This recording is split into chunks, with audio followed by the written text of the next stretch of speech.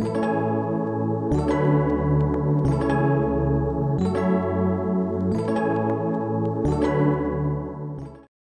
up, YouTube? I'm here to make a video talking about juvenile care for bearded dragons.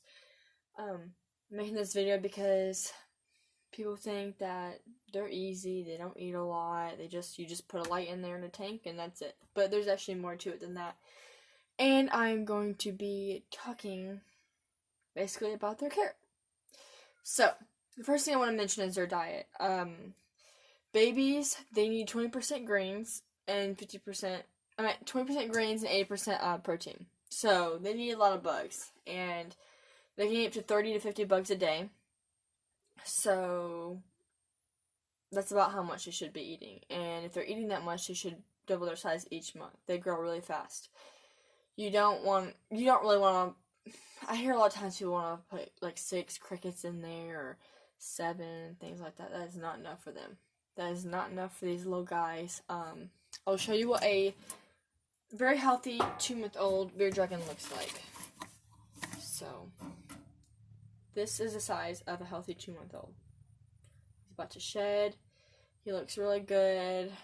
His pads aren't sunken in or anything. He's got a nice belly.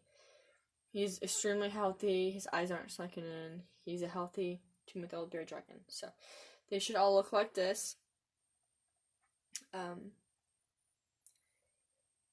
So, basically, about their diet also, you want to be careful what you feed them, green-wise. You don't want to do iceberg lettuce, kale, romaine, due to the fact that there's not enough nutrients in there for them, and a lot of it's just water. It's not really any nutrients at all. So, that's about the greens. The bugs. With bearded dragons, no matter the age, it's best to have a variety of different kinds of foods. You don't want to only do crickets. I mean, just like think about yourself. You want to eat more than just the same thing every day and things like that. These guys need a lot of different bugs, and you gotta be careful. You can't feed them bugs just on the ground. I mean, some of them can walk through pesticide and kill them in a matter of an hour or less. So you don't want to feed them anything. But the bugs that I recommend is BSFL, which stands for black soldier fly larvae, phoenix worms, Kelsey worms, nutri grubs. However you say that, it's a tongue twister. But those are all the same thing. Those are all the names for the same thing. But with those ones, those are the only bugs you don't have to dust with calcium because they already have enough calcium inside their body for the bearded dragons. So that's one of the healthiest ones to feed them. Dubia roaches, those are another one. Those are really good to feed them. Make sure when you feed the babies, juveniles, it's between the length of their eyes. In between their eyes. You don't want to feed nothing bigger than that because they can't digest it right and everything like that. So you can do small superworms, micro superworms, depending on how little the juvenile is. Micro superworms, small ones. Crickets, you can do them.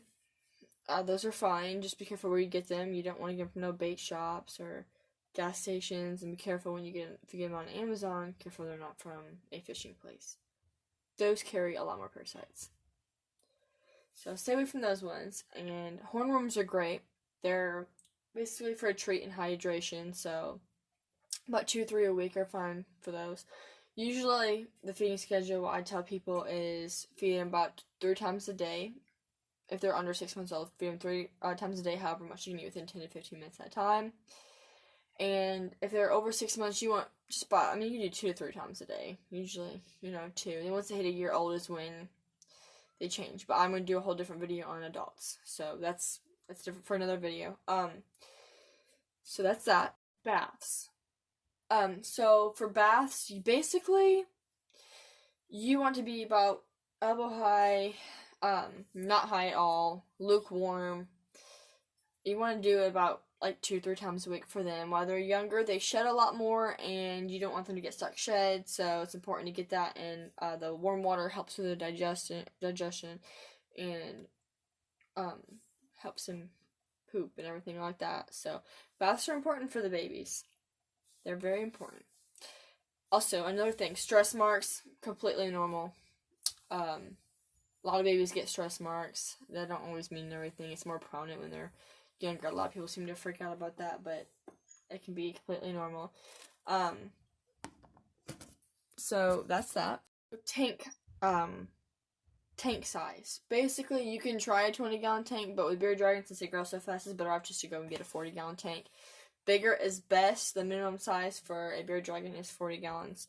Bigger is best. I have a 75-gallon tank right here. I try to get the biggest for my animals because, I mean, they're in there a lot. I let them roam around and stuff if I'm watching them, but they're in there a lot, so more space the better for them. And their babies, they do grow really fast. Some people tend to say, oh, well, my bearded dragon will be fine. 10-gallon tank, he's little.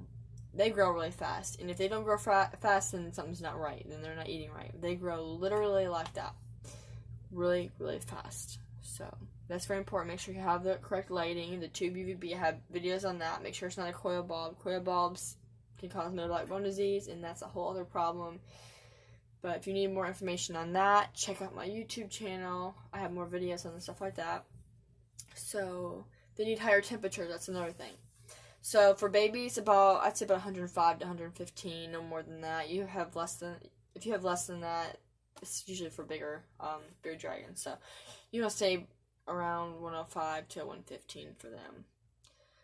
It helps them with digestion since they eat a lot. It helps them poop and stuff because it's very important. If they eat good, also they'll poop 2-3 times a day, and that's completely normal. If they don't poop every day when they're babies, that's not normal. Not normal at all.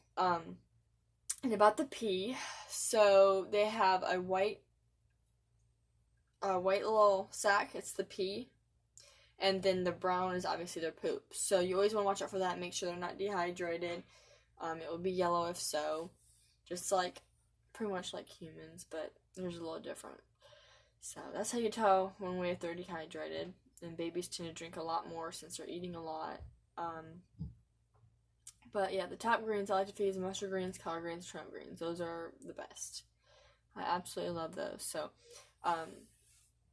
So that stuff's pretty important to know about when you have a juvenile bearded dragon. They require a lot more time, more baths, more food, things like that, but they're worth it because you can watch them grow, and they really do. They grow.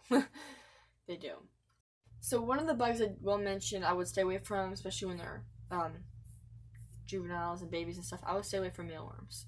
Those are they're hard for them to digest. The shell's pretty hard, and they don't really have a lot of nutrients in there for them. So I would just stay away from that one.